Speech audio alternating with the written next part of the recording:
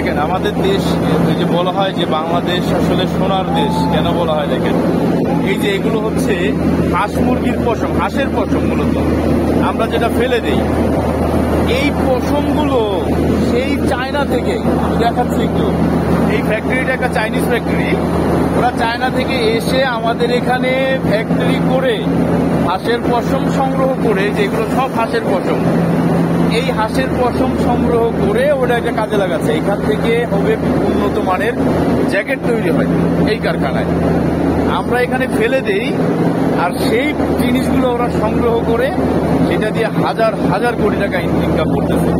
এই যে এখানে হচ্ছে যে পরিষ্কারের কাজ চলতেছে, এখানে পরিষ্কার করে পশমগুলো, দেখছেন?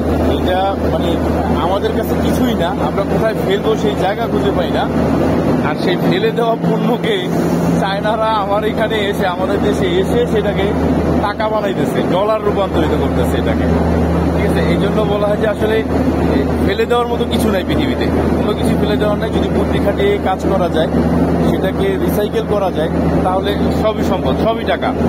যা মাটিতে ফেলে দেয় এগুলো সবই টাকা, আমরা ফেলে দিয়েছি, আর এটা ওদের কাছে ডলার।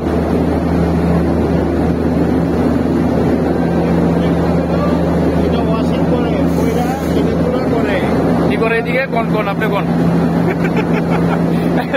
ওস্তাদের তথ্য নিয়েছে, ওস্তাদ আবার নিয়মিত চায়না যায়, তো ওই যে চাইনিজের সাথে কথা বলে ওখানে ওয়াশিং করে, এটার ভিতরে হচ্ছে এটাকে ডাস্ট করে, হ্যাঁ ডাস্ট করে এই মেশিনগুলোতে, তারপরে প্রসেসিং করে আর কি এগুলোকে, ঠিক আছে?